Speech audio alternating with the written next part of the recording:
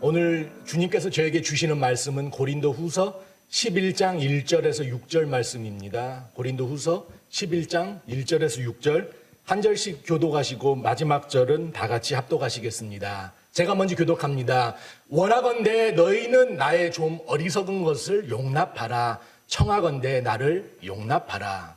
내가 하나님의 열심으로 너희를 위하여 열심을 내노니 내가 너희를 정결한 처녀로 한 남편인 그리스도께 드리려고 중매함이로다. 그러나 나는 뱀이 그 간교로 하와를 미혹한 것 같이 너희 마음이 그리스도를 향하여 진실함과 깨끗함에서 떠나 부패할까 두려워하노라. 만일 누가 가서 우리가 전파하지 아니한 다른 예수를 전파하거나 혹은 너희가 받지 아니한 다른 영을 받게 하거나 혹은 너희가 받지 아니한 다른 복음을 받게 할 때에는 너희가 잘 용납하는구나. 나는 지극히 크다는 사도들보다 부족한 것이 조금도 없는 줄로 생각하노라. 내가 비록 말에는 부족하나 지식에는 그렇지 아니하니 이것을 우리가 모든 사람 가운데서 모든 일로 너희에게 나타내었노라. 아멘. 이제 미국에서는 흔히 기독교를 미국 사람들 그러죠. 기독교를 종교라고 하지 않고 하나님과의 관계라고 합니다. 기독교는 종교가 아니라 관계다. 일반적인 종교와 달리 인간의 노력이나 어떤 의식으로 신이라는 존재의 은총을 받는 게 아니라 주님의 전적인 은혜로 우리가 하나님의 자녀가 되고 또 우리가 그거를 믿음으로 받음으로 주님 앞에 나아갈 수 있는 것입니다. 그리고 주님과 친밀한 관계를 유지하게 되는 것입니다. 하나님께서 우리와의 인간들과의 관계를 추상적인 교리로만 말씀하시지 않고 우리가 삶 속에서 이해할 수 있는 여러 가지 비유를 사랑하며 아버지와 우리 관계를 성경을 통해서 우리에게 계시하시는 것을 볼 수가 있습니다. 성경은 우리와 하나님이 맺는 관계를 한 가지 이미지로만 설명하지 않습니다. 다양한 비유를 통해 사랑과 순종, 그리고 보호, 경외, 연합 등 많은 그런 입체적 관계를 보여주고 있습니다. 또 성경에서 우리 사이의 관계를 묘사하기 위해 10가지가 넘는 비유를 사용하는 것을 우리가 볼 수가 있습니다. 그중 몇 가지만 나누겠습니다. 가장 잘 아는 주님은 우리의 선한 목자, 그리고 우리는 주님의 양입니다. 요한복음 10장 11절 나는 선한 목자라 내가 내 양을 알고 양도 나를 아는 것이라고 말씀하십니다. 이것은 인간의 연약함과 방황하는 본성을 보여주면서 끝까지 우리를 선한 길로 인도하시는 주님의 신실하심을 나타내고 있습니다. 그리고 또 한 가지는 우리를 가지라 하고 주님을 포도나무라 하십니다. 나는 포도나무요 너는 가지니 저가 내 안에 내가 저 안에 있으면 이 사람은 과실을 많이 맺나니 나를 떠나서는 너희가 아무것도 할 수 없음이라. 이것은 우리가 완전한 의존성을 말하고 있습니다. 우리가 새로운 생명체로 우리 마음대로 살 수 있고 우리가 뭐를 하건 열매를 맺을 수 있다고 생각하지만 성경에서는 분명히 너는 나를 떠나면은 죽은 생명이고 너희가 아무런 일을 해도 참된 열매를 맺을 수 없는 것이다. 또 한 가지는 아버지와 자녀의 관계입니다. 요한복음 1장 12절 영접하는 자 곧 이름을 믿는 자들에게는 하나님의 자녀가 되는 권세를 주셨으니 더 이상 종이 아니라 하나님의 가족이 되며 아바 아버지라 부를 수 있는 영광을 허락하시고 그 권세를 허락하셨다 합니다. 그리고 때로는 우리를 친구라 부르십니다. 이제부터 너희를 종이라 하지 아니하리니 종은 주인이 하는 것을 알지 못하니라. 너희를 친구라 하였노니 내가 내 아버지께 들은 것을 다 너희에게 알게 하였음이니라. 엄청난 친밀한 관계, 아버지의 비밀까지도 우리에게 공유하고 계시한다는 주님께서 그 약속을 허락하셨습니다. 이 모든 비유는 주님과의 관계를 이해하는 데 큰 도움이 됩니다. 그런데 성경은 여기서 멈추지 않고 오늘 본문에서 가장 깊고 친밀한 관계를 오늘 사도 바울이 우리에게 소개해주고 있습니다. 하나님은 우리를 신부라고 하고 예수 그리스도는 우리의 신랑이라고 하십니다.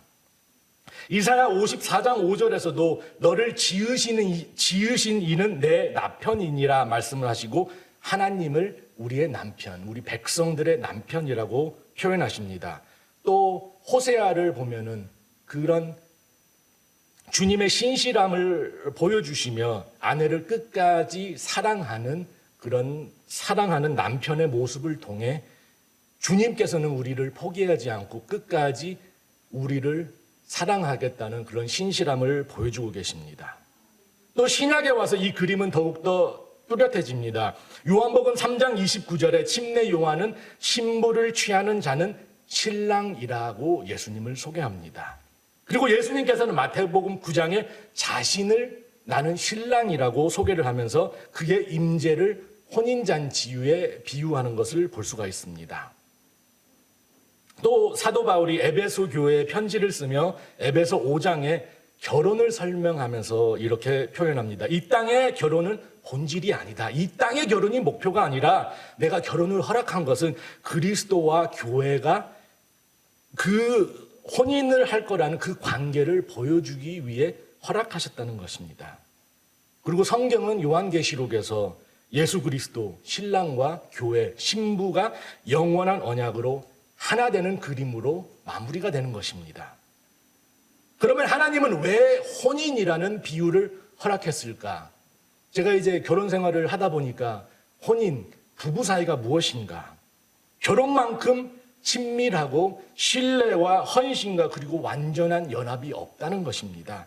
아버지와 자녀가 가까운 관계이지만 그것보다도 혼인은 두 생명체가 하나가 돼서 한 생명체가 되는 것입니다. 그래서 창세기 2장 24절에 하나님께서 아담에게 이러므로 남자가 부모를 떠나 아내와 연합하여 둘이 한 몸을 이룰지로다. 그리고 오늘 본문 2절 고린도 교회에 주시는 이 말씀의 핵심이 되는 것입니다. 다 같이 합독하십니다. 내가 하나님의 열심으로 너희를 위하여 열심 내노니 내가 너희를 정결한 처녀로 한 남편인 그리스도께 드리려고 중매함이로다. 여기에 중요한 단어들을 제가 이제 빨갛게 하이라이트 했는데, 먼저 오늘의 이 중요한 본문 이 2절을 이해하기 위해서 우리는 고린도 교회의 역사적인 배경을 봐야 합니다. 고린도 교회는 누가 개척을 했죠? 사도 바울이 개척을 했습니다. 우리 사도행전 18장을 보면은 그 제2차 선교 여행 때 그 고린도라는 도시에 18개월, 1년 6개월 동안 있으면서 말씀을 가르치고 전도를 하면서 교회를 세우는 모습이 나옵니다. AD 50년에서 52년 정도의 이 교회를 세웠는데 지금 고린도 후서는 한 6년에서 7년 후에 지금 이 두 번째 편지를 쓰고 있는 거예요. 그리고 바울이 고린도 교회에 향한 특별한 사랑이 느껴지는데 고린도 성도들을 영적 자녀라고 하고 자기를 영적 아버지라고 표현하는 걸 봤을 때 얼마나 그런 애정과 특별한 사랑이 있었는지를 느낄 수가 있습니다. 고린도 도시는 어떤 도시였나? 그때는 로마 제국의 손꼽히는 상업도시와 항구도시였어요. 상업도시면 뭐가 많을 것 같아요? 상업도시면 돈이 많아요. 항구도시면은 돈도 많고 사람들이 많이 오가고, 지금도 그렇지만 항구도시가 우상숭배가 제일 많습니다. 어디를 가나 항구도시 가면 우상숭배가 많아요. 그런데 그 당시 고린도 교회를 고린도라는 도시를 향해서 헬라 사람들은 이 단어를 사용합니다. 코린티오조마이. 이 단어가 대명사처럼 그 시대에 사용됐었어요. 코린티온조마이. 그 헬라 말을 직역하면 고린도인처럼 산다. 아, 저 사람은 참 고린도인처럼 살아. 근데 그거의 정확한 뜻은 성적으로 문란한 사람을 보고 저 사람은 고린도 사람 같네 라고 했다는 거예요. 그만큼 로마 시대, 로마 제국에서는 성적으로 문란한 사람 보고 저 사람은 왜 고린도 사람 같지? 라고 할 정도로 악한 도시였어요. 제가 이제 미국에서 크면서 한국보다 미국은 그 친구들이 개인주의 성향이 되게 강해요. 어렸을 때부터. 이거 내 거는 내 거고 이거 네 거 네 거. 그래가지고 친구들끼리 미국 친구랑 밥을 먹으면은 비를 항상 따로 달라고 하거나 아니면은 뭐 계산기를 해서 너는 얼마 내고 나는 얼마 내 그런 사람도 있어요. 그러면은 미국 사람들이 표현하는 게 Don't be a Jew 그래요. 유대인처럼 굴지 말라. 유대인이 동관계가 정확하다 그래요. 그래서 짠돌이들을 보면 진짜 저 유대인 같은 놈, 저 사람 피해야 돼라고 하는데 고린도 사람들, 성적으로 타락하고 문란한 사람들을 고린도인처럼 살다고 할 정도로 고린도가 주님 보시기에 악한 도시였습니다.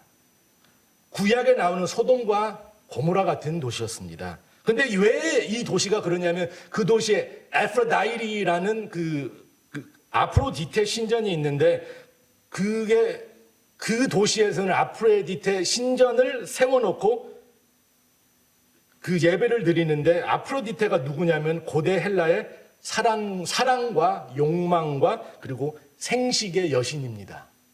그리고 성경을 보면은 성경에 나오지는 않지만 역사적으로 보면 신전에 1000명이 넘는 여사제들이 있었다고 해요. 그러면 아프로디테 신전의 여사제들의 역할은 뭐냐? 매춘부들입니다. 그곳에서 그런 행락들이 일어나고 밤마다 우상숭배와 음란한 행위가 1000명이 넘는 매춘분들과 매일 일어나는 도시가 고린도였습니다. 그리고 고린도 교회가 그런 고린도의 영향을 바로 받고 있고 교회에서도 그런 성적으로 문란하고 타락한 생활을 하는 것을 우리가 고린도전서를 보면 알 수가 있습니다. 고린도전서 5장을 보면 사도 바울이 아버지의 아내, 그러니까 친엄마가 아니라 새엄마겠죠. 새엄마와 동거하는 한 남자를 책망하는 게 나옵니다. 근데 그 시대 근치는 이교도에서도 손가락질 받는 행위였어요. 아니 어떻게 아무리 피가 안 섞였어도 저희 아버지 엄마와 저렇게 저런 생활을 하나. 그렇게 세상 사람들, 주님을 믿지 않는 사람마저도 그거를 손가락질했는데 교회에서를 그거를 자랑하고 다녔다는 거예요. 자랑을 하고 교회에서 그거를 아무도 문제 삼는 게 없고 그냥 자유로 생각을 했다는 것입니다. 마치 성적 문란함을 나는 게임 사람이야. 나는 이렇게 잘난 사람이기 때문에 이렇게 살아 하고 그런 성적 문란함을 그런 자랑으로 생각하는 사람. 근데 지금 우리가 살고 있는 이 시대도 성적 문란함을 자랑으로 생각하는 사람들이 많이 있습니다.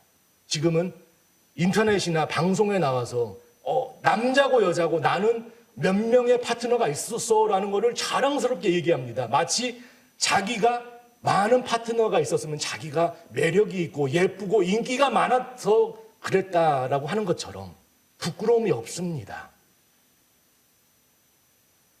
그리고 고린도전서 6장을 보면 바울이 매춘부를 찾는 고린도 성도들을 책망합니다. 주님을 영접하고 너희가 구주로 모신다고 했는데 주일에 교회에 와서 예배를 드리고 그 아프로디테 신전에 가서 매춘부들과 가서 그런 행위를 한다는 거예요.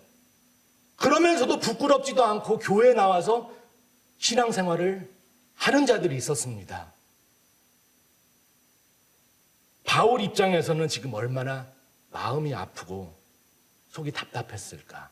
자기가 세운 교회, 그 설립한 교회, 그들을 위해 기도하고 얼마나 많이 울면서 기도하고 그들이 그런 성적인 문란에서 벗어나서 예수 그리스도의 보혈로 거듭나길 위해서 그렇게 노력을 했는데 영적 자녀로 생각하며 특별한 애정을 가지면서 그런 사도 바울이 눈물 흘려 개척한 교회. 그런데 놀라운 것은 지금 이런 배경에 있는 고린도 교회에게 사도 바울은 너희를 정결한 신부로 그리스도께 중매한다는 것입니다. 저는 이 말을, 본문을 읽으면 너무나 충격받았어요.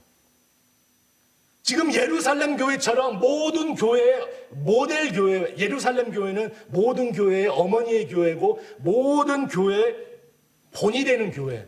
그런 예루살렘 교회를 보고 너희가 신부다라고 하지 않았습니다. 아니면 안디옥 교회처럼 그런 사도 바울 그런 선교의 중심이 되고 온 곳곳에 선교사를 파송하는 교회를 보고 너희가 예수 그리스도의 신부다, 그런 바로 선 교회를 보고 칭찬하지 않았습니다.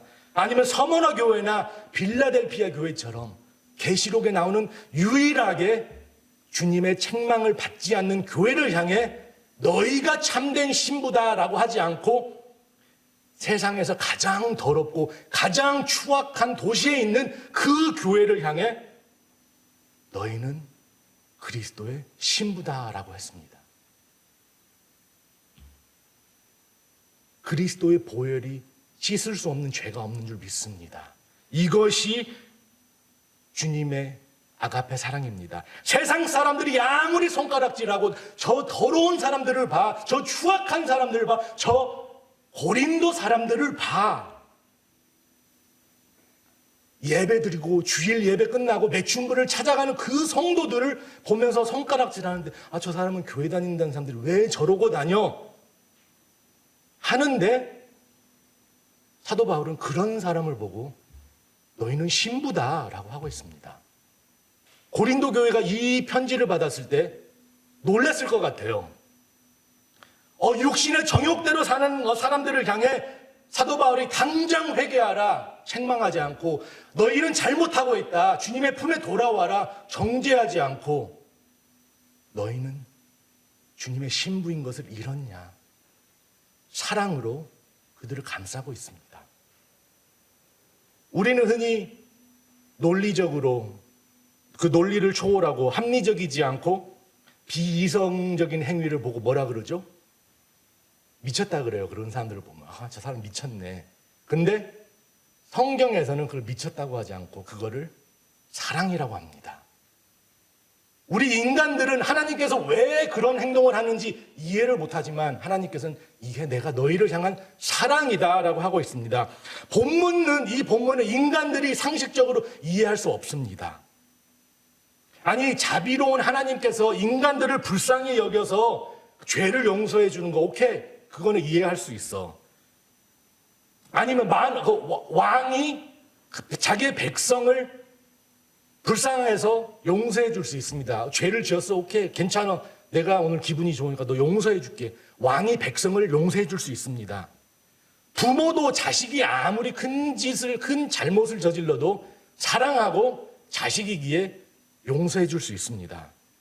근데 만왕의 왕이신 그리스도께서, 그것도 거룩이신 그리스도께서 가장 추악한 사람들을 보고 너는 나의 신부다 라고 하고 있습니다. 고린도 교회 매춘부들을 향해서, 그 매춘부들을 찾아가는 성도들을 향해서 너는 나의 신부다. 바로 이것이 아가페 사랑입니다. 조건 없는 전적인 주님의 사랑. 이 말씀을 통해 우리가 로마서 5장 8절을 이해할 수 있습니다. 이게 그 신전이에요. 저 신전에서 저런 행각들이 벌어진 게 고린도 교회 뒤에 있었어요, 그게. 근데 로마서 5장 8절 다 같이 합독하시겠습니다. 우리가 아직 죄인 되었을 때 그리스도께서 우리를 위하여 죽으심으로 하나님께서 우리에게 대한 자기의 사랑을 확정하셨느니라. 우리가 잘나서 우리가 신앙생활을 열심히 해서 주님께서 사랑하시는 게 아니라, 우리가 헌금 많이 하고 우리가 기도 많이 하고 우리가 성경 많이 읽어서 주님께서 우리를 사랑하시는 게 아니라, 우리가 아직 죄인이었을 때 그리스도께서 사랑하셔서 우리를 위해 죽으셨다는 거예요. 이게 아가페 사랑입니다. 가장 거룩하신 왕이 가장 더러운 백성들을 위해 사랑하셔서 신부로 택하셨다는 주님의 놀라운 사랑. 고린도 사람처럼 사는 그들을 위해, 우리의 과거와 우리의 아무 상관없이 우리를 위해서 주님께서 죽으셨다는 그 놀라운 사랑을 우리는 기억해야 할 줄 믿습니다. 신부를 향한 신랑의 사랑입니다. 지금 바울은 이런 고백을 고린도 교회에게 하면서 너희는 신부인 것을 명심하라. 그러면서 그 앞에 단어가 있죠. 정결한 신부. 너희가 남편이 그리스도와 혼인이 이루어지기 위해서는 정결해야 한다. 이 오늘 본문을 이해하기 위해서는 이스라엘 혼인 문화를 조금 이해해야 되는데 제가 최대한 간단히 설명해 드리겠습니다. 단계가 많은데 첫 번째 단계는 중매 단계예요. 이스라엘은 연애 결혼, 고대 이스라엘이죠. 연애 결혼을 한 게 아니고, 이 사람 마음에 들어. 우리 커피나 한잔하고 이제 사랑에 빠져서 결혼을 하는 게 아니라 아버지가 가족 누구를 통해서 중매를 해요. 신부를 찾아요.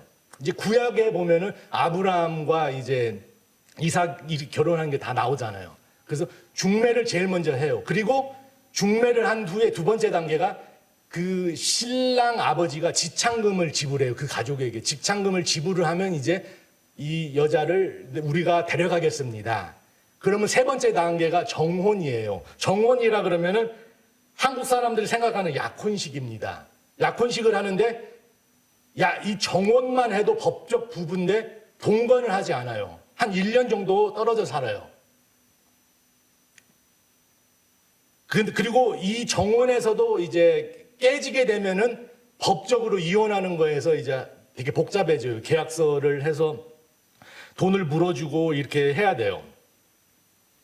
그리고 네 번째 단계가 정혼 후에 한 1년 후에 신랑이 다시 신부를 데리러 와요.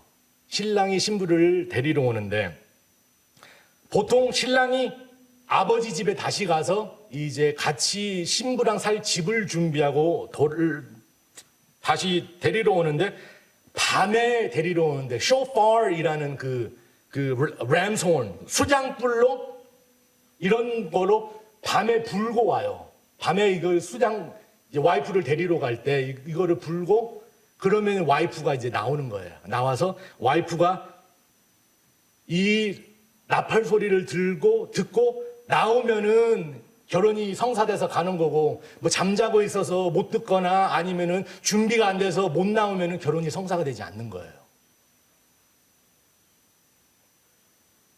지금 사도 바울이 본인이 중매자라고 하는데 복음을 전해서 복음으로 신부를 찾았다는 거예요. 복음을 전해서 그 복음을 받는 신부를 찾았습니다. 그리고 신부의 지창금은 예수 그리스도 보혈로 지금 다 너희의 죄악은 용서되고 내가 너를 다 지불했다.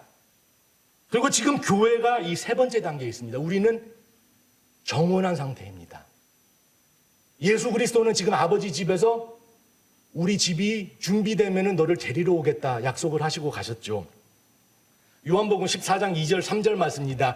예수님께서 떠나시기 전에 내가 너희를 위하여 처소를 예비하러 가노니 가서 너희를 위하여 처소를 예비하면 내가 다시 와서 너희를 내게로 영접하여 나 있는 곳에 너희도 있게 하리라. 예수님께서 이 말씀을 하시고 가셨어요. 내가 아버지 집 지금 천국에 너희의 처소를 준비하고 준비가 되면 너희를 나팔 소리를 불 때 너희가 깨어있는 너희들은 나와 함께 다시 가서 아버지 집에 갈 것이다.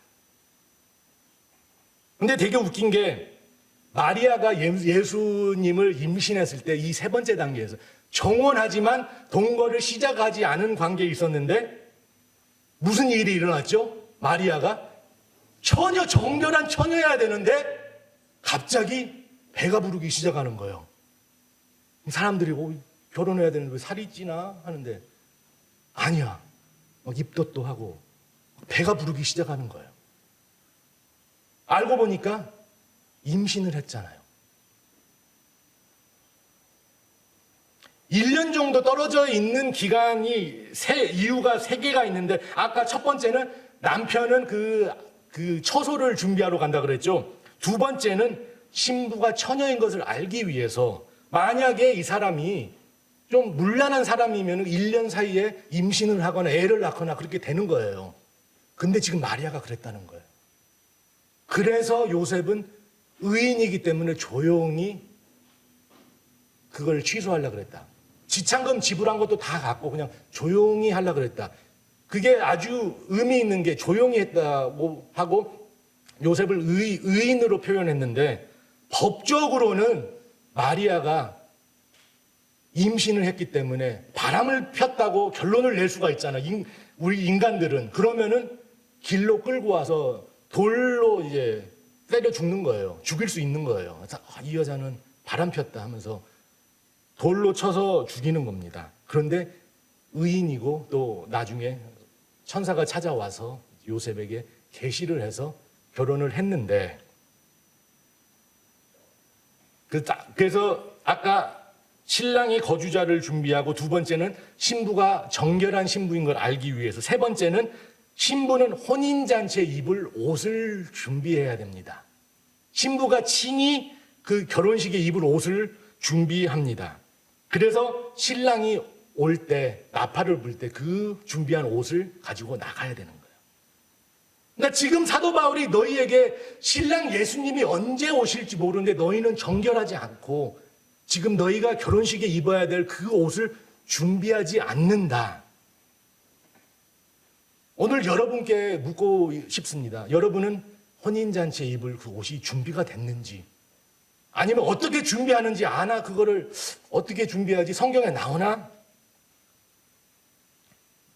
요한계시록 19장 7절 8절 다 같이 보십니다. 어린 양의 혼인 기약이 이르렀고 그 아내가 예비하였으니 그에게 허락하사 빛나고 깨끗한 세마포를 입게 하셨은지 이 세마포는 성도의 옳은 행실이라. 정결한 신부가 되는 게 우리의 세마포를 준비한다는 거예요.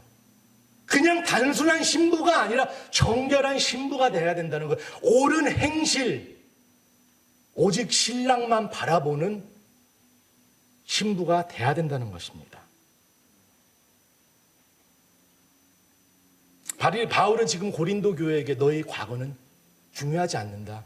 너희 과거는 온 사람들이, 온 세상 사람들이 너희 더러운 과거를 알고 있어. 그런데도 예수님께서 너희를 신부로 선택했다는 거예요. 너희 과거는 중요하지 않는다. 지금부터 정결한 신부만 되면 만왕의 왕이신 예수 그리스도와 혼인잔치가 성사된다는 약속입니다.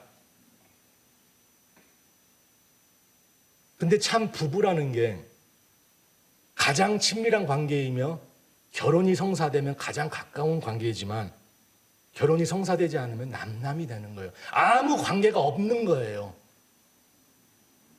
무서운 말이죠.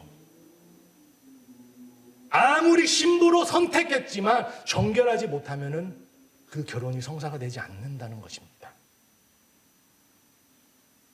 지금 이런 고린도 교회를 보고 사도 바울은 하나님의 열심이라는 표현을 씁니다. 하나님의 열심.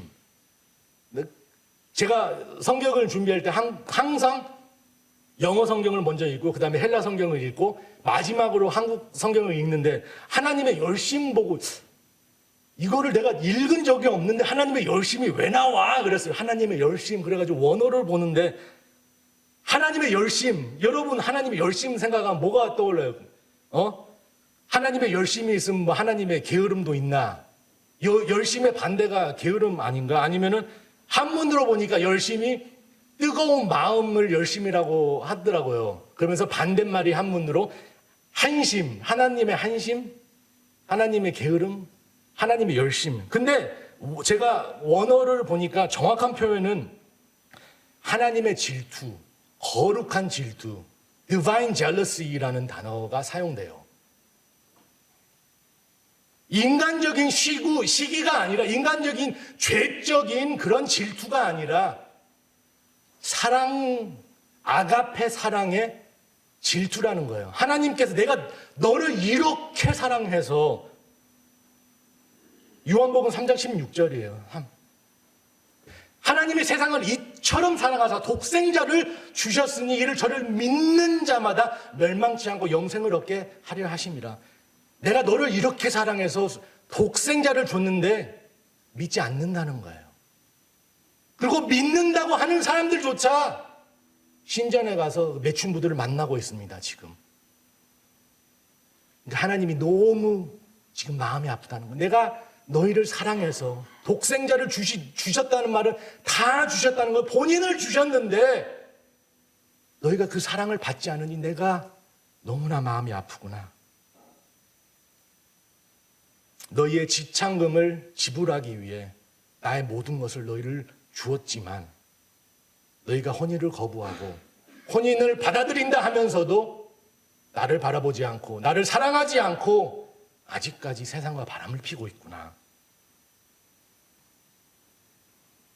교회는, 참된 신부는 신랑이 올 때까지 그 순결을 지켜야 할 줄 믿습니다. 신랑이 나팔 불고 오실 때 우리는 슬기로운 처녀들처럼 깨어서 정결한 신부들이 돼야 할 줄 믿습니다. 오늘 바울은 본인이 단순한 중매를 맺어주는 다리 역할이라고 합니다. 자기는 중매자라고 합니다. 왜? 그 많은 표현들이 있는데 자기는 나는 그냥 중매자야. 근데 5절에 나와요. 5절을 보면 그 교회의 큰 사도들이라고 하는데 바울이 교회를 개척하고 지금 7년 동안 떠났잖아요. 그 사이에 자기를 큰 사도들이라고 하는 자들이 와서 그 교회 성도들을 미혹을 하고 있어요. 그러니까 바울이 그들을 비꼬면서 그래 그 큰 사도들 있잖아. 영어로는 super disciple이라 그래. super disciple. 그냥 예수님의 제자도 아니고 그들보다도 훨씬 더 큰 super disciple. 사도들보다도 능력이 많고 더 크고 더 잘난 그런 자들이 큰 사도들이라, 자칭 큰 사도들이라 하면서 고린도 교회를 미혹을 하고 있다는 거예요. 근데 그들이 어떻게 미혹을 하냐면은 하나님께 인도를 하는 게 아니라 자기 성도로 만들고 자기 종으로 만들고 있다고 하고 있습니다. 고린도후서 11장 13절 보면 저런 사람들은 거짓 사도요 괴일의 역군이니 자기를 그리스도 사도로 가장하는 자들이니라. 그들이 그리스도 사단의 영을 받고 성령 받은 것처럼 능력을 행하지만 가장하는 자들. 그리고 이들이 누가 너희를 종을 삼거나 잡아먹거나 사로잡거나 자고하거나 뺨을 칠지라도 너희가 용납하는도다. 너희를 지금 종을 삼고 너희를 부려먹고 너희의 돈을 지금 다 뺏어가고 있는데 너희는 정신 차리지 못하고 그들을 용납하고 있다는 거예요.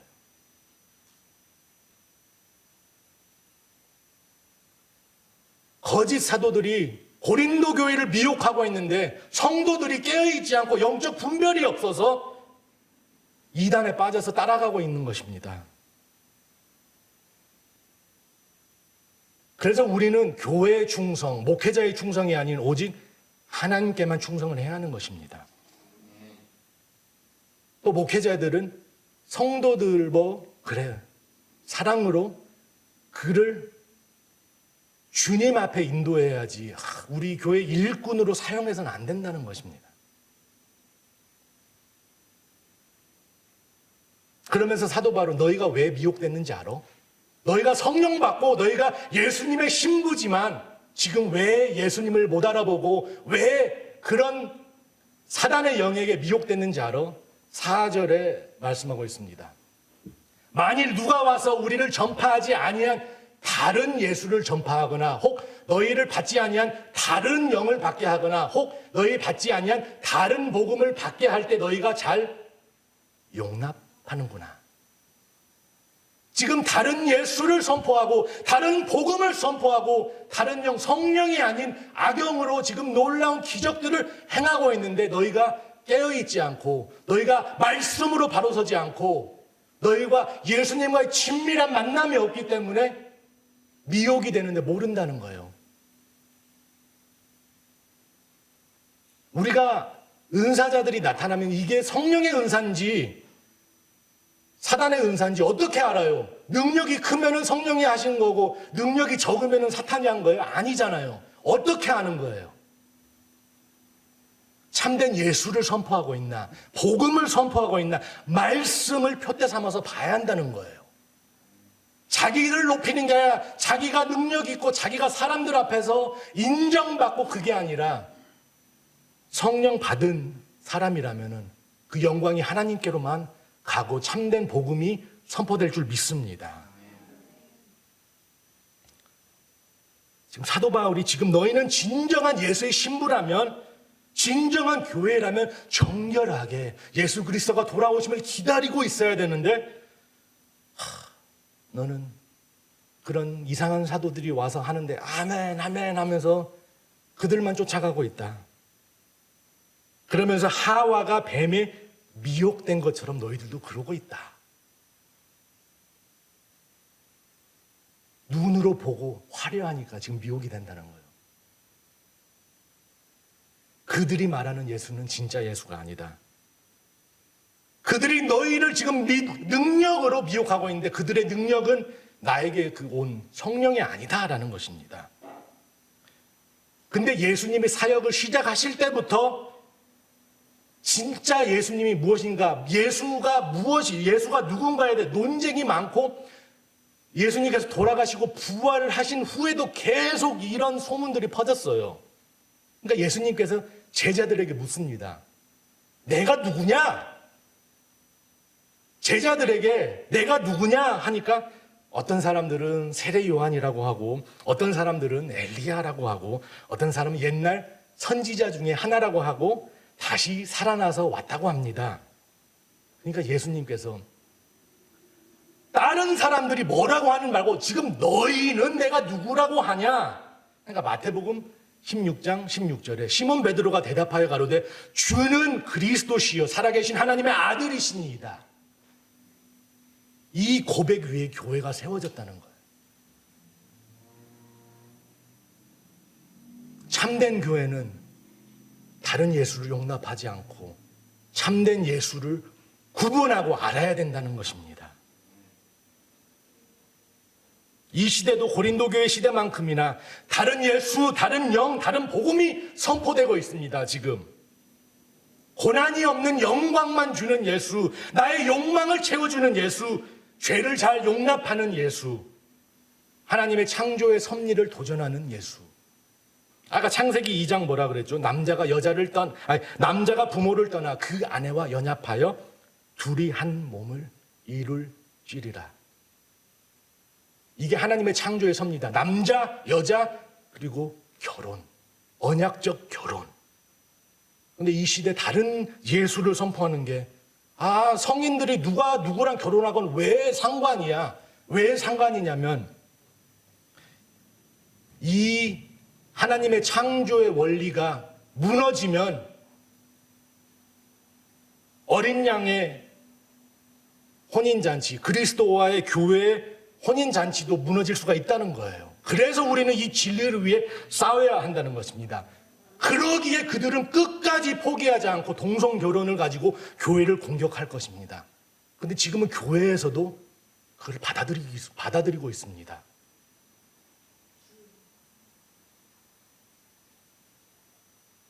참된 신부는 신랑의 화려함이나 그런 돈을 상하지 않고 신랑 그분 자체를 사랑해야 할 줄 믿습니다. 우리 신앙의 목적이 뭐예요? 우리가 신앙을 하는 목적이 뭐예요? 내가 기도를 많이 해서 능력을 받는 게 목적입니까? 아니면 내가 기도를 해서 형통해지고 기도를 응답받는 게 목적입니까? 아니면 성경을 많이 읽어서 지식이 많아져서 사람들 앞에서 잘난 체 하는 게 목적입니까? 아니면 신앙생활하면서 점점 주님의 품에 와서 주님의 사랑, 주님과 사랑의 깊은 사랑에 빠지는 게 목적이어야 될 줄 믿습니다. 주님 한 분만으로 충분하여 세상에 이런 화려한 유혹들이 내 눈에 보이지 않고 주님만 보일 때가 내가 그때 정결한 신부가 아닌가 생각합니다. 사도 바울은 지금 예수 그리스도 한 분에 만족하는 고린도 교회가 되기를 원하고 있습니다.